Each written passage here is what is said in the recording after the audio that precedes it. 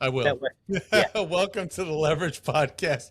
I'm Paul Richard, your host, and today we have another two guests with us, and this is very special for me, Taylor. I just was able to see your show in Branson for a couple nights after the grand opening, and it was super fun to be there.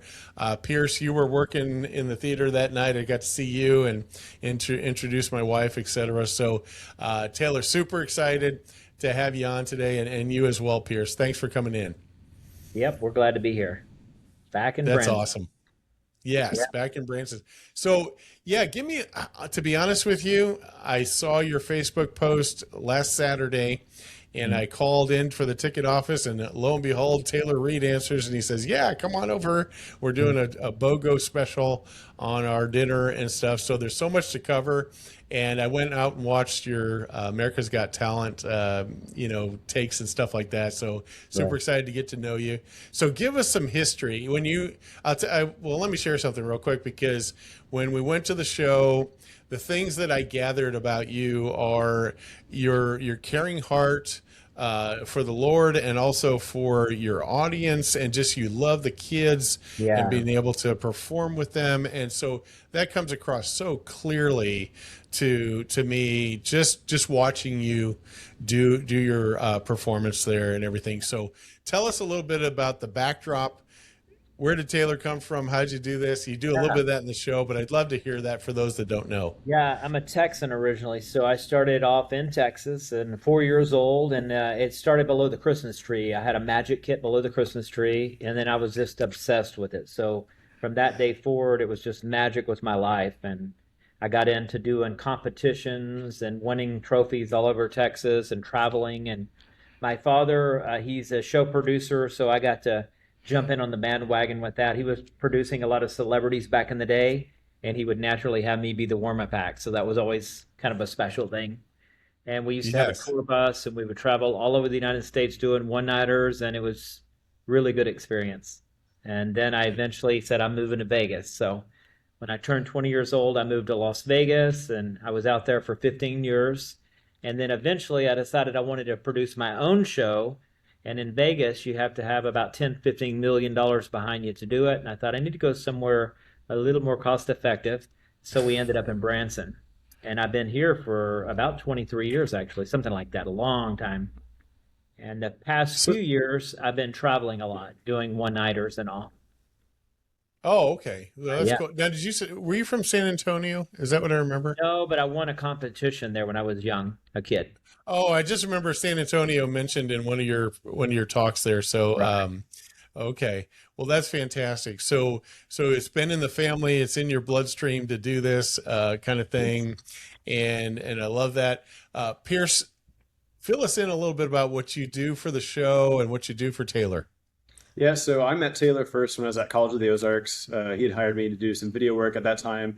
He was doing, I think, just gotten off basically America's Got Talent. He was doing some other TV that he had to get some filming done to submit off to producers out in Hollywood. So I came and met him, was just kind of starstruck in a way that this magician who has these amazing grand illusions is having me, a college student, film him some videos. So from there, I just did some more work kind of here and there. After he started doing a little more touring, wasn't in town as much. My best friend and I opened up the Summit in downtown Branson, which is a bar and restaurant district. So when Taylor was coming back, he said, "Hey, we're thinking about doing dinner with the show, something new for him. Would you consider maybe partnering up?" Yeah. Of course, I was already familiar with how great his show was, and I said, "Yes, absolutely. How can we get in on this deal?" And so we worked the last probably 6 months or so figuring out what kind of menu and how this is going to work logistically, dinner before the show and all that. So now we're catering dinner and helping produce this amazing production. Yeah, it's a That was great mix. awesome. Not to mention, he's been on tour with me a lot. We've done a lot of one-nighters together. So we've been working together for really a long time, like mentioned. So it's already been a proven thing that we've worked well together. And I thought, well, let's do this.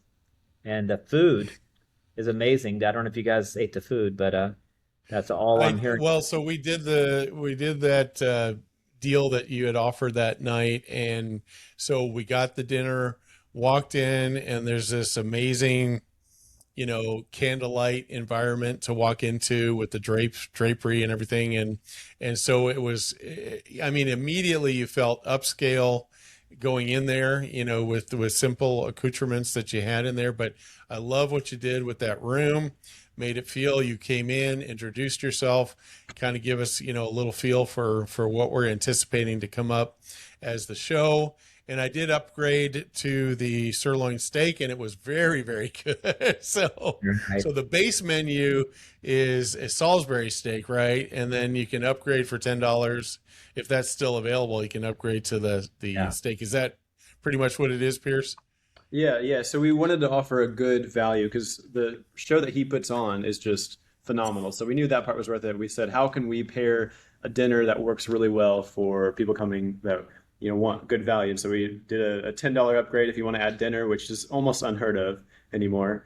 And then Yeah. if you want to upgrade from that, you want something a little nicer, like a steak dinner, it's only $10 more than that. So Yeah. Fantastic, fantastic, and it was very, very nicely done, very nicely presented. So I highly recommend anybody that's listening or watching to check it out.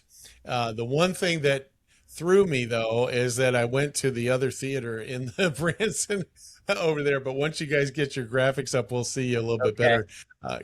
Because I walked in over, next door to the Showroom. theater, and they're like, "You're not in here," So I was like, Yeah. "Okay," So that's and our buddy Matthew Boyce. He has the showroom. So yes, yes. now we at So least have two live theaters in that shopping area, which is kind of cool. it's bringing it back alive, which I love. And Don Vargas is a recent addition there. I have some meetings that go on there as well. And so, yeah, it's coming alive again. This is a perfect thing. What was the background of that theater there, and how much renovation did you have to do, if any? The theater's been pretty nice for a long time now, actually. They've kind of remodeled it over the last few years, but I played there about 15 years ago, doing a show as well. And I've also performed at the one you went to, Matthew Boyce, the showroom. I've performed Yeah, there before. I've performed everywhere. But I did 4 years at the Jim Stafford Theater. That was one of my favorite gigs, and they've since tore it down. It's gone. And you worked with me yes. a lot back at Stafford's. But yeah, it's. I think the place is going to come alive now that we've got the dinner, we've got Matthew Boyce's show, they got the movie theater, great shopping. And everybody's got a GPS now, so they can pretty much find you if they're interested. That's right. That's Yeah, right. And I'll tell you, the one thing that I rate when I go into a venue like that is the sound system. And your yeah, sound system is amazing. I think it's a JBL or something, and it's just phenomenal. I think the only other one really that rivals it in Branson that I've been to, of course, Sight and Sound is a different level of going yeah. on, but was the Andy Williams Theater, which is now the Time Traveler over there. And I haven't been able to go in there yet, although I just saw Ken Ham at the Arc. But that the showmanship that you had in there, the lighting, the effects, the sound, it was so immersive to me that I know you worked hard to make that come to fruition. Can you talk a little bit about all that went into that? Yeah, a lot went into it. Actually, we were kind of blessed at that venue because they already had a beautiful sound system, and they bought a bunch of new lights for us. Actually, we're not the only show there. There is a Neil Diamond show. They also have a Karen Carpenter show there. They're good friends of ours, good people. We're doing the majority. I think we're doing 5 nights a week. They're doing two or three. They come back the winter and do a little bit more with the buses and the older folks. And right now, we're trying to lean into the summer for the families because the kids and all love the magic. And no, we spent months working on the magic. A lot. I spent all my time building props. So anytime you see me, I normally have a saw in my hand, and even if a trick breaks during halftime, I'm back there cutting it up. And people that get to know me, they go, "You're crazy." But that's just kind of how I roll. And we've become like the number one show for kids. Even though I don't want to be known per se as Mr. Rogers, I would say our show's a little bit rock starry, like we do some David Copperfield style, but then we stop and we do some stuff for the kids. And what I try to do, and I've been trying for years, is to get all the kids to feel like they're a part of it on some level. If it mind reading, slap on five, what's up? Just to give them a vibe where most magic shows will get one or two kids up during 2 hours, and I like to try to get them all up. So the moms really love that because they feel like their kids are not left out. They get to be a part of it. So I hope you notice that.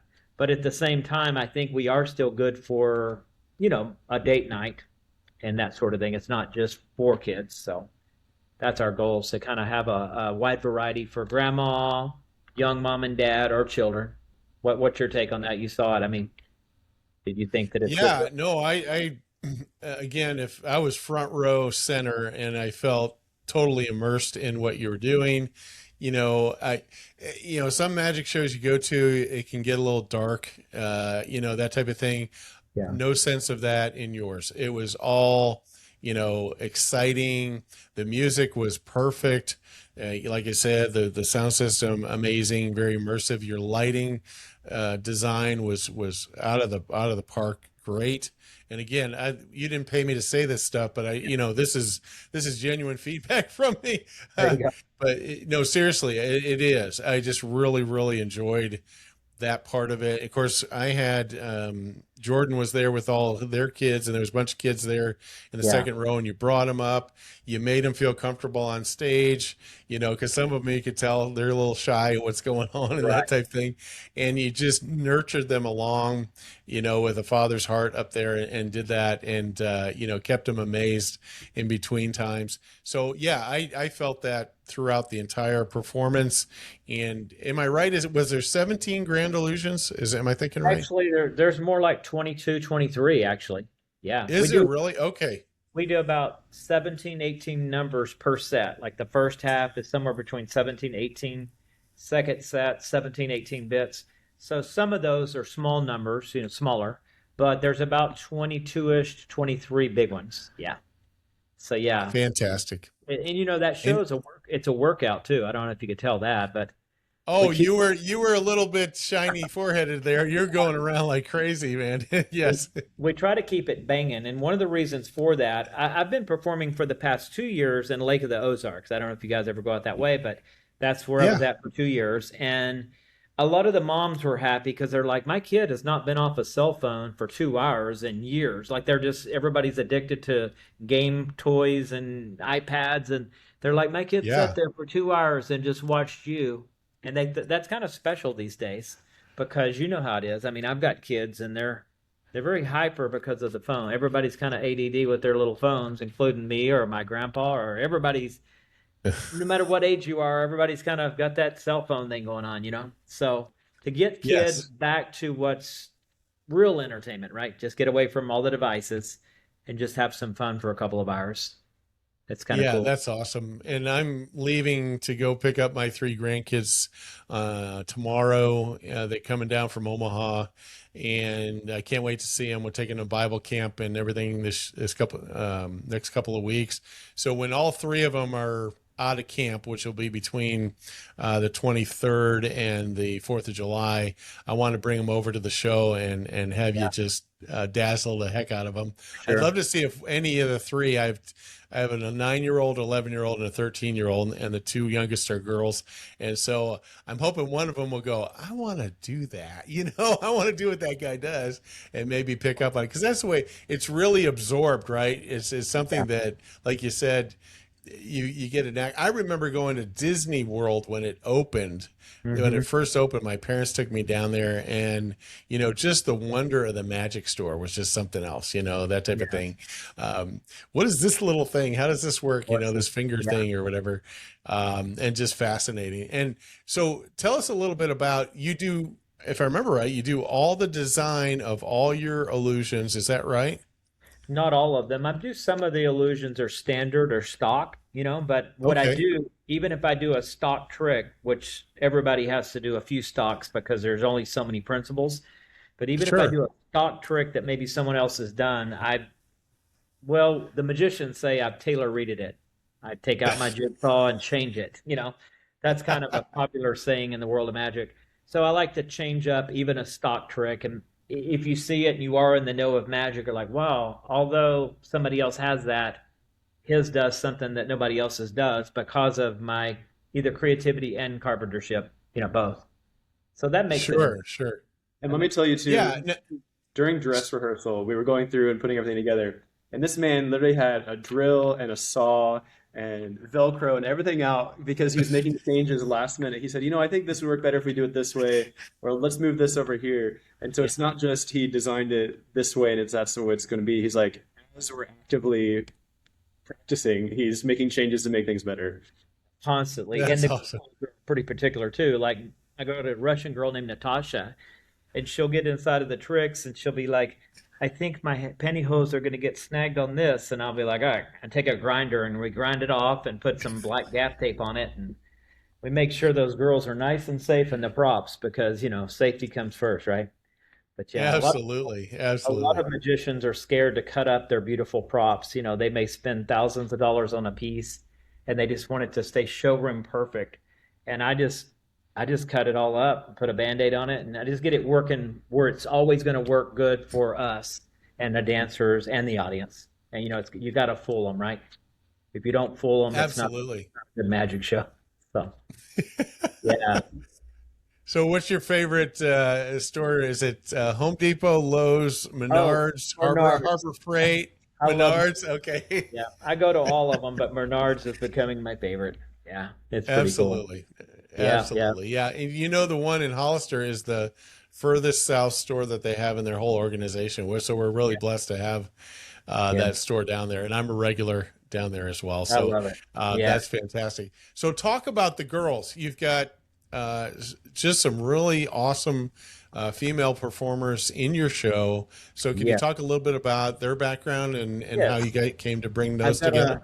a lady by the name of Elena who's been doing a dance studio in Branson for years called Premier Dance Studio, and she's got a lot of ladies that dance and teenagers and beyond. And I kind of put her in charge of the show this year because I've always had a choreographer or a dance captain, someone that can make sure that we've got four of our girls there. And actually, we're using five girls this year. I generally use four girl dancers and two stagehands. This year, we're using five girl dancers and one stagehand. So sometimes the girls are doubling as stagehand, but it looks better to have a bunch of pretty girls there than having two guys there. Generally, they would rather see the girls. Yeah. So we've Right. got about 10 girls that work for us, but we like to have at least 4 or 5 every night at the theater to make sure the show goes good. And I like to have someone in charge of that so I don't have to deal with the girls. Because there's always, as you know, drama. Someone's car broke, I'm out of gas, grandpa died. There's always something going on, and I'm like, that's why that they have that job. So when I get to the gig, I'm like, who's our girls today? And they go, bang, bang, bang, bang. Great, we're gonna have some fun. So we get together, and it's kind of like a football team. We just get together as a team and just go out and have a good time. Uh, we don't. I don't take myself too seriously. We're Pierce and I are very easy to be around. I mean, some people are too serious and too strict, and I'm just like, hey, I don't like mistakes, but if we have mistakes, just go, what can we do tomorrow to make that better, and just do it professional instead of hollering and cussing and screaming. And I've been around artists like that. That's not good. You know, I had a show Yeah. one time with another magician, and my dancers were wanting to quit because they're like, "You're a nice guy, but he sometimes is getting a little outrageous." And I'm like, "Okay, let me see what I can do." So it's always better to be nice to the crew. Absolutely. And, you shut them down on one little thing or one little mistake, and then you miss out on all their other creativity because they're not going to share it with you. So you're absolutely right. That management style, especially with talent like that, you've got to draw it out of them and make them feel like a part of it, and they're having fun along with you. And you realize, like you said, if something goes wrong, there's probably a little mishap on every little deal Right. that goes on. You just kind of smile and keep going, Do it. So Normally, the audience they don't realize you really stuff anyway. right. Unless you really point it out or if it's really bad. But yep, we've got a good people working for us, and that's great to have. You know, that's for sure. Fantastic. Yeah. And the one trick where you ended up in the back of the theater, that was pretty amazing to watch. It's like, Thank what? How do you get back there? So yeah, so there's just so many great things that you do. Um, What is it? Do you have a couple favorites of your illusions that you do? Yeah, that one is one of my originals, and we just started doing that one. I've been doing a variation of it for about 20 years. It was also original, but this is a completely new original system. So that's a nice compliment because that did come out of my head. My Peering motorcycle is something I'm proud of because it's totally out of my mind. I sketched it up on a and it had people weld it and build it. It was a lot of work. But yeah, I I invented that one bet. in 1999. I was walking in Las Vegas, walking through a Hobby Lobby. I think it was a Hobby Lobby, and when I saw something, I created it on the fly. No I kidding. knickknacks or shopping windows or displays or just something will trigger an idea, and I'm like, I get home and write it down. I'm like, that is so cool. And so that one's going back a few years, but the motorcycle and then the illusion where the girl's head disappears. Yes. It's called the ball-headed lady. Another one, twin vision, where the girls keep appearing out of the multiplying out of the mirror with the light Oh, bulbs. the mirrors. Yeah, that was fascinating. I got a Yes. lot of originals, but the ones that are not originals are kind of original anyway, because even though they're standard, we kind of trying to make them a little more original as well. So there are a lot of fun illusions. One of my favorites, of course, is the motorcycle, though, and that's what got me on America's Got Talent, the appearing bike at the beginning. And we try to have people not come in late because I'm opening the show with that now, and I it's was a going to good. say, yeah, that was my next comment because as soon as we sat down and you started, that was the first thing that happened. I was like, wow, okay, this Yeah, is, and I had just watched the video of America's Got Talent, so with great anticipation, I saw that coming, and I love that you mix it up. So you do the grand illusions, and then in between time, you're right down with the audience. You've got your card tricks going on, and that so you feel like you bring the show right into the theater. You know what I mean? yes. And it's so cool. I'll share something with you because night before last, I went to see Weird Al Yankovic, and he was opened by Puddle's Pity Party. Do you remember Puddles at all? Did you ever Not see all. him? He's a clown. Look it up on America's Got Talent. It's fantastic Totally. opening that he did there. But and I saw him. Nobody knows who he is, and even Simon Cowell says, I never want to know who you are, and because he's got an opera voice, but he looks, he's just got a clown outfit on. And so he went down in the audience the whole night and mixed with the crowd. And I thought, man, that's just like what Taylor does. He goes out there and you feel like you're involved so much with it. And like you said, the parents are like, get up there, go have fun and Yeah. do it. And so all that's going on. Did you want to do a card trick with us on here? I saw you had your cards. Do you want to do Well, like, anything? You don't have to. not necessarily, but I could. I could do some Okay. card manipulation real fast. You see this? Let's see here. Yes, No, sir. go up. Let's see. Bang. More. I'm dropping them on the floor. If you can see that. Bang. Uh-huh. Yeah. More and I'm more. always normally always have a pack of playing cards on me somewhere. And even when I'm driving down the street, I normally have them in my hand. So, bang. Yeah. Is that how you make a right turn? You just go like that and go out the window. And just My hand is clenched with cards as I'm driving. But yeah, you mentioned real quick about audience involvement. That's the new yeah, style I've been working on for 2 years, which is grand illusions and then house party. Grand illusion yes, and a house party. The literally on the carpet in your face, what's up? So then it feels like we're hanging out together as a party. And that's the vibe we want to create. I hope, I think that's what you're saying, right? Because a lot of magic, yes, Copperfield started doing stuff in the audience back in the day, David Copperfield, but he would do very little, like one or two. But now I'm like, if we're not on the stage, we're kind of out with you guys. And I think it's kind of special actually, because it makes the audience bond better with the show. So that's kind of I our new thing. agree. Yeah. Yep. Because it's not just me, teaching you or showing you this thing and Yeah. performing. I really appreciate. I'm a big concert goer.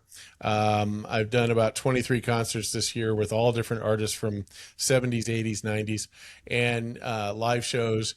And you notice that the ones that tell their story, this is how this, song came about, Right. and those kinds of things. So it draws you in. Now, of course, you got Lionel Richie up there. He's not going to be able to go and mix with everybody because you're in Yeah. the America's Airlines Center with, 10,000 people. So, Right. but with you made it so personal in that way, and especially like you said with the kids, and that always draws your heart out because they're up there going. And then you've always got there's that one little girl, I don't know if you remember, and she's off on the side, kind of in her own little world, hey, this is kind of neat up here, and so Yeah. half of us are watching her just laughing, so it brings the adults into it. It gives you kind of a second childhood, I think, is what it feels like sometimes. You know what I mean? So I remember Neil Diamond when I went to see him before he got Parkinson's, and I saw him, and he began singing "Song Sung Blue," and the audience just wooed. And he goes, "People, it's just a song."